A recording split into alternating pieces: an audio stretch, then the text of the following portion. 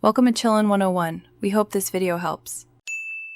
You start now, save any open files, close apps, and shut down the operating system. Once the system is off, disconnect USB drives and peripherals to avoid boot confusion. You need the correct BIOS key for your board. Common ones are Dell, F2, F10, or ESC, so check the splash if visible. Power on the PC and immediately tap the BIOS key repeatedly. Rapid short taps work best.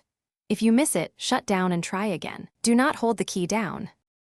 Once in the firmware interface, use the arrow keys or mouse to go to the Boot, Security, or Advanced tab. Navigation varies by vendor. You're looking for boot mode, secure boot, CSM, or Windows Boot Manager settings. These control which devices and options are allowed. Change boot mode to the required setting, UEFI or Legacy, so safe boot options become available. Enable or configure safe boot or recovery boot entries, then save changes. Make sure to document any. After configuring, save and exit, usually F10 or the Save and Exit menu, and the system will reboot with the new firmware settings. Once rebooted, use the OS recovery menu or the boot options key to select safe mode or recovery environment. Windows often lists safe mode under advanced options.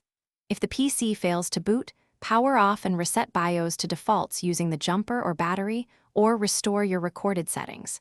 If problems persist, update the firmware only with the correct file and power, stable to avoid bricking.